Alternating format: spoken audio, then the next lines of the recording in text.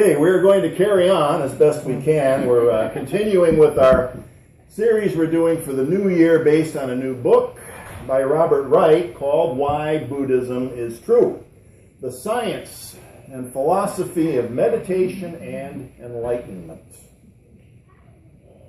There's that word. It was right there in the title. Enlightenment.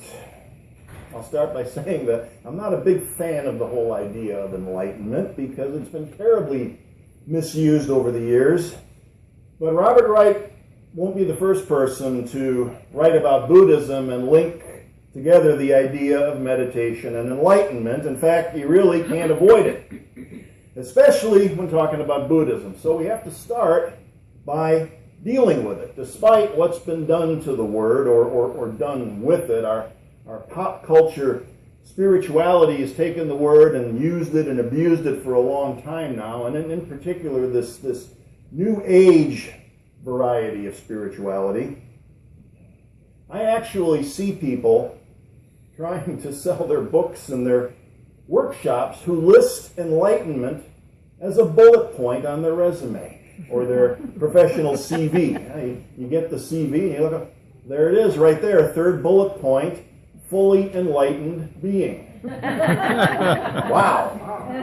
Along with all the schools they've attended and their guru certificates and things like that. It seems a bit arrogant to me. Sure, if someone else considers you to be enlightened, that might be a compliment, but claiming it for yourself and then using it as a marketing tool, it's just so American. We seem to have this unique ability to take anything and turn it into a commodity to sell. Reminds me of a TV show, Mad Men. Anybody watch Mad Men? About the slimy world of a New York advertising agency and the despicable advertising executive, Don Draper. He's the main character in there. He's despicable, but you get a little sympathy for him when you learn about his tragic childhood. But at the very end of the series, it finally looks as if Don Draper is finally starting to turn himself into a decent, caring human being. Remember? Anybody see the last episode of the series? That last scene, he went to Esalen Institute. As his life was falling apart, he traveled to Esalen Institute at Big Sur out here in California. And he's practicing meditation. So there he is. He's sitting there overlooking the ocean with all these other fellow hippies back in the 60s. And he's chanting Om along with everybody else. And then all of a sudden, this beatific smile comes over his face. And you're thinking, maybe he's finally found the inner peace that's been eluding him all of his life. Well, turns out that he just came up with the idea for one of the most successful advertising campaigns in history, the Coke commercial. That one. I'd like to teach the world to sing in perfect harmony. The entire series ends with that Coke commercial. So the message is, you go to Esalen, you learn how to meditate and chant Om, and maybe you'll come back with a big money ad campaign to sell a sugary soft drink. And here's the real ironic twist with it, though. The kind of people that go to Esalen, what do you think they think about Coke? I mean, Coca-Cola. They think Coca-Cola is evil. It's concentrated poison loaded with GMOs and stuff like that. Hey, at least it's gluten-free. It's got that going for it. But enlightenment as the path to success. So American. And in the book, Robert Wright talks about that. He calls it one of the paradoxes of meditation. Now, everybody knows what a paradox is, right? We've talked about this before. A paradox. No, that's not quite it. That's a pair of docs, two docs. How about paradox, Jacob. Let's try one more time. Paradox. Those are docks, the kind that you tie your boat to. Pair of docks. Let's try one more time. There we go. All right, paradox. A seemingly absurd, or self-contradictory statement or proposition that, when investigated or explained, may prove to be well-founded or true. Now here's the example he gives in the book. He tells us, in sum, you can best achieve success at meditation by not pursuing success. And achieving this success may mean caring less about success, at least as success is conventionally defined. If this sounds unbearably paradoxical, maybe you should quit reading here, because this won't be the last time we find paradox in Buddhist practice or Buddhist teachings. Okay, it's not unbearable, trust me. Because the key, I think, is in that phrase that I italicized up there, at least as success is conventionally defined. Conventionally, success is all about external validation. And it starts in childhood, right? Mommy and Daddy tell us we're good. They give us a piece of candy. Teacher tells us we did a good job. We get a star sticker on our paper. External validation tells me we're successful. The State Bar Association says I did a good job on the exam, and they give me a license to hang on my wall, right? And sometimes we're the ones who create the external trappings of success. We want to appear successful. We want to be thought of by others as successful, so we pursue a certain kind of house, in a certain kind of neighborhood, with a certain kind of car parked in the driveway, and so on and so forth. And the same thing happens on the spiritual path. Hey, I've been meditating for over a year now. People had better start noticing. I know. Maybe I'll talk about it every chance I get, about how I meditate for 2 hours every day, or go on month-long silent retreats. Or maybe I'll just drop a few profound platitudes in casual conversation, right? Profound platitudes are what we sometimes now call deepities. Anybody ever hear of a deepity? No. It's kind of a new word. The word deepity. It's a word that this guy came up with. That's Daniel Dennett, a prominent philosopher. A deepity, something that sounds profound at first, but upon additional reflection is actually trivial and or meaningless. You don't have to spend too much time on Facebook before you're going to come across something like this. Here's an example. Our consciousness comprehends potential self-knowledge. Ooh, what? How about this one? Information is the continuity of the expansion of opportunity. Ooh, huh? Those both were generated by a random New Age quote generator that you can find online. All you do is hit the button and it'll spit one of these things out for you. And yet, how often do we see things like that? Here, go to the random deepity generator, generate a deepity, get a nice background, and you're ready for Facebook. There it is. It's that easy. Post away. So, the point here is, let's put aside our desire, our striving, dare I say even craving, for the external trappings of success, and start by getting clear on why we're practicing meditation in the first place. It's almost always because we recognize something in our lives that we want to change. We want less of this and more of that. We want to be less angry, more peaceful, less judgmental, more patient, less inclined to road rage and more serene, less anxiety and worry, more inner peace and confidence, things like that. That starts to sound familiar. That's what we're looking for. That's our measure of success, and no one can give it to us. No one can tell us that we've achieved it. We have to figure it out for ourselves, and it always involves a practical test. We ask ourselves a question. How's my life going? How's my life going? And then we have to answer it honestly, and that's the difficult part, because we've learned to believe our own BS. Do we really notice a difference in our lives? Is there less of the stuff we want less of and more of the stuff we want more of? If so, success.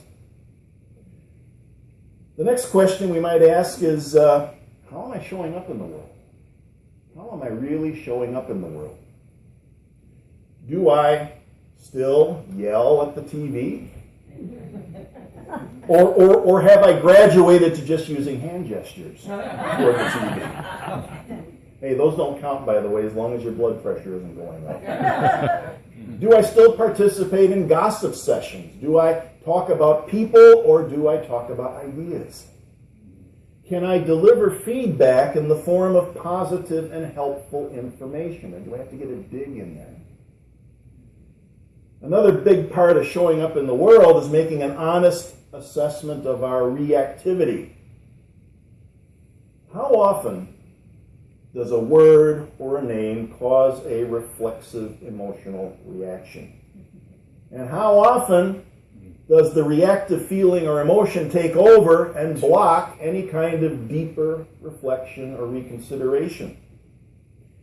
Am I capable of questioning my beliefs? Or better yet, can I listen to someone else questioning something I believe in without feeling angry, upset, defensive? It takes three things to be able to do that: awareness, responsibility, and then action. Awareness, responsibility, and action. Those are more parts of our unconventional definition of success. So often we get caught up in the reaction that we don't see it coming. We can't do anything more with it. If we're not aware of the things as they arise, we'll never be able to question them. We'll never be able to look at them objectively. And even then, assuming that we're aware of them, that we're able to catch them, we have to take ownership. Because another common reaction after the reaction is to place the cause outside ourselves. You know how this goes, right? They made me angry. Not my fault. It's not my anger. They made me do it. They caused it. The cause is put outside. And that's not the truth. The truth is simply that I feel angry. I'm responsible for the feelings. I'm aware it's happening. I'm responsible now. What do I do about it? Action. And sometimes the right action is sit there. Look at it. Don't do something, just sit there. Watch it. Listen to it. Explore the feeling. Where is it located? Does it have a location? How does it feel? Warm, cold, tingly, painful? How would I describe the feeling or sensation? The author talks about a major breakthrough that he had on a week-long meditation retreat. He had brought along some instant coffee, and I guess you're not supposed to have caffeinated beverages on these long silence retreats, but he had some instant coffee with him, and he overdid it a little bit after breakfast one day. He ended up what he called over-caffeinated, and for him, it manifests in the form of a very unpleasant sensation of tension in his jaw while he was doing an extended period of meditation. So at first he resisted it. He tried to ignore it, shift his focus back to counting his breath like the instructors had told them, and it wasn't working. So he finally decided to stop resisting. Stop resisting the sensation, stop trying to avoid it. He let the sensation of tension take center stage, so to speak. He brought it into full awareness. He embraced it. He owned it instead of trying to push it away. And in the process, what he realized he was doing was he was actually creating distance. Another paradox, but so be it. We know they're going to be there in this practice. He realized that it was a feeling, it was a sensation, but it was not who he was. And at that point, what happened was the unpleasant feeling stopped being unpleasant without going away. More paradox. Here's what he says. He says, this is something that can happen again and again via meditation. Accepting, even embracing an unpleasant feeling can give you a critical distance from it that winds up diminishing the unpleasantness. And I can tell you from personal experience that this is true. And you can read dozens of other examples of people who have done this work and arrived at the same conclusion. And it doesn't just work with tension. It'll work with sadness, pain, anger, any feeling that we can knowingly experience.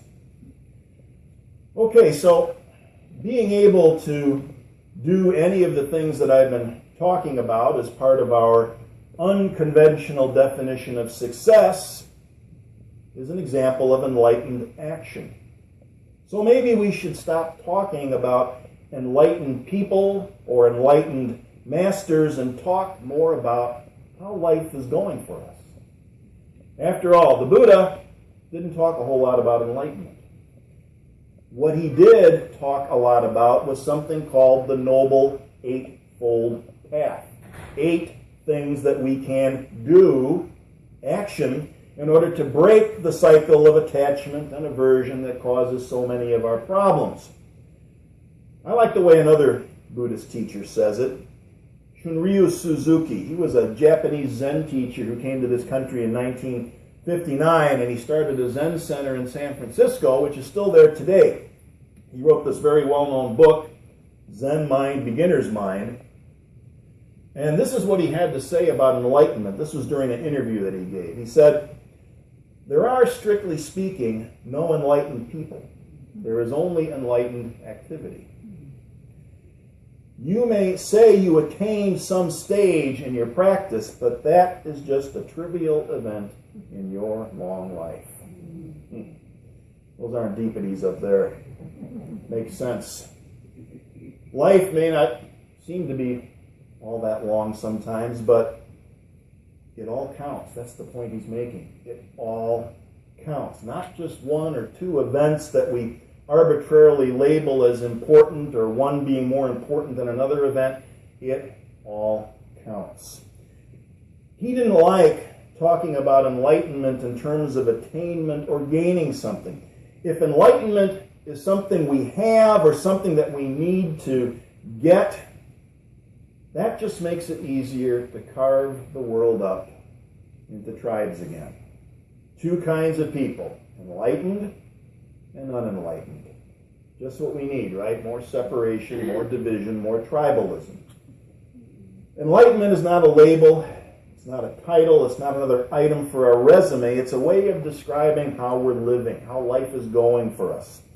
If we can look honestly at both the aspects of our lives that we consider to be pleasant and unpleasant, if we can look at both of those things, the whole picture, and still be able to have that deep sense of flourishing, which is our definition of happiness, then we've engaged in enlightened activity. Success. We can figure that out for ourselves. Now, it's not all bliss.